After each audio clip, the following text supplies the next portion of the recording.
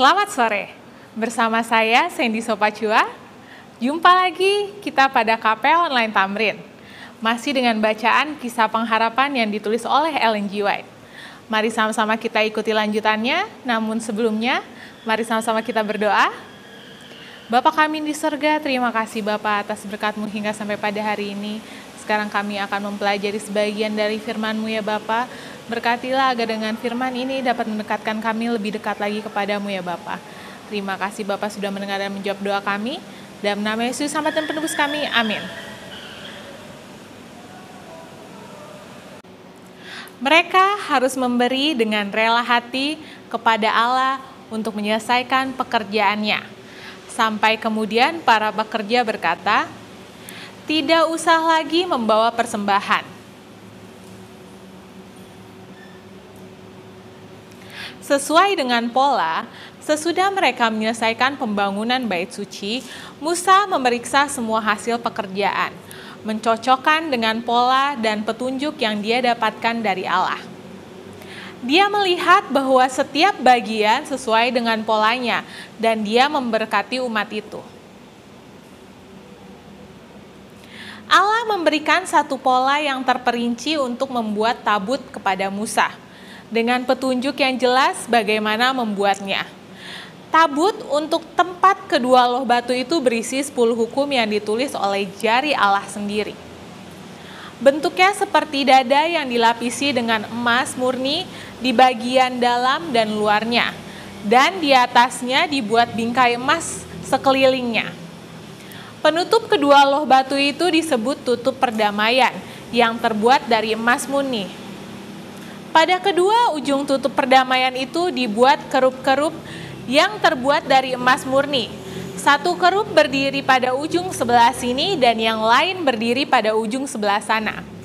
Mukanya saling berhadapan dan memandang ke bawah, ke arah tutup perdamaian itu.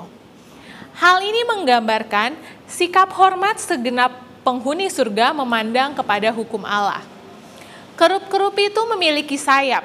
Kerup-kerup itu mengembangkan kedua sayapnya ke atas, sayapnya menudungi tutup perdamaian. Tabut yang berada di dalam bait suci di dunia itu sesuai pola tabut di surga. Musa diperintahkan untuk meletakkan loh batu itu ke dalam tabut, dan tabut itu disebut tabut perjanjian, karena berisi hukum Allah yaitu 10 hukum. Dua bilik bait suci itu dibagi menjadi 2 bilik, yang dibatasi oleh sehelai tirai indah dan mahal. Semua perabotan terbuat dari emas murni atau dilapisi emas. Tirai-tirainya berwarna sangat indah dan gambar kerubium yang ditenun dengan benang emas dan perak. Di tirai-tirai itu digambarkan sangat banyak malaikat yang berhubungan dengan pekerjaan bait suci surgawi, menggambarkan malaikat-malaikat yang melayani umat Allah di dunia. Di balik tirai kedua, tirai indah dan mahal ditempatkan tabut perjanjian. Tirai-tirai itu tidak sampai ke langit-langit bait suci. Kemudian Allah yang bersemayam di atas tutup perdamaian yang dapat dengan jelas dilihat dari kedua bilik, namun hanya sebagian terlihat dari bilik yang pertama.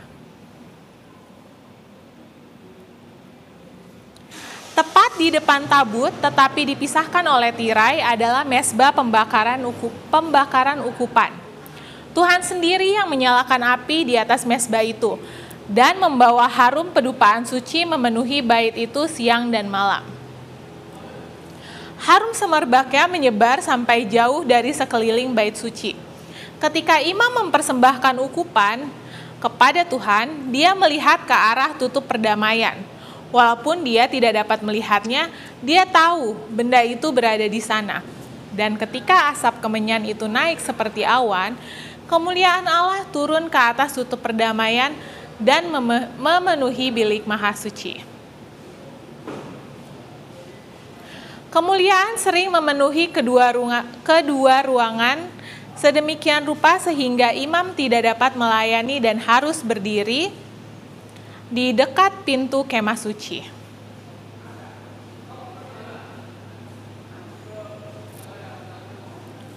Imam yang berada di bilik yang maha suci memandang dengan iman kepada tutup perdamaian yang tidak dapat dilihatnya. Memimpin umat Allah mengangkat doa mereka kepada Kristus yang bersemayam di atas tutup perdamaian di dalam bait suci surgawi.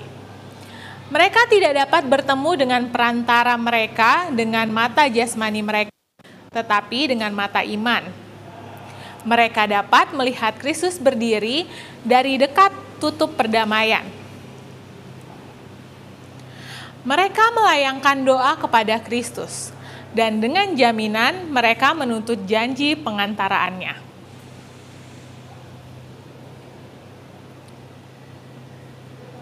Kedua bilik yang suci itu tidak berjendela, sehingga menghalangi cahaya untuk masuk. Kandil atau kaki dian yang terbuat dari emas murni tidak pernah dipadamkan siang dan malam, memberi penerangan kepada kedua bilik.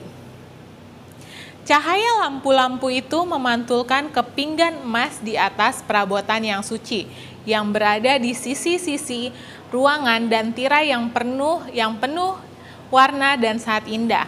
Gambar kerubium ditenun dengan benang emas dan perak, terlihat sangat indah dan mulia.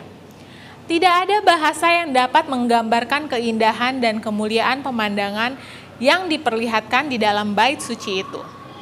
Emas di dalamnya memantulkan warna dari tirai yang terlihat seperti warna-warna pada pelangi.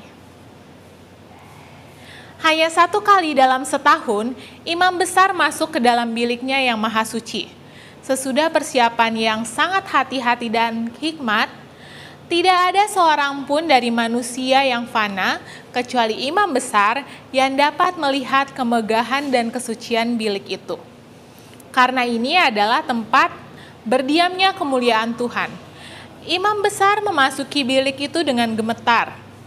Sementara orang banyak menunggu imam itu dengan tenang dan penuh hikmat. Dengan sungguh-sungguh mereka meminta berkat-Nya. Di dekat tutup pintu perdamaian, Tuhan berbicara dengan imam besar.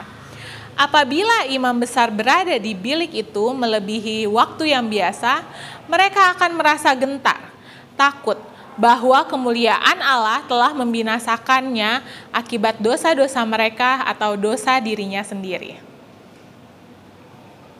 Demikianlah pembahasan kita pada minggu ini. Mari sama-sama kita berdoa. Bapa kami di surga, terima kasih Bapa atas berkat-Mu hingga sampai pada hari ini. Tadi kami sudah mempelajari sebagian dari firman-Mu ya Bapa. Berkatilah dengan firman ini, kami dapat mengerti tentang-Mu ya Bapa, dapat lebih dekat lagi kepadamu.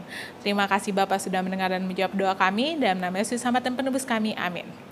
Sampai jumpa minggu depan, Tuhan memberkati.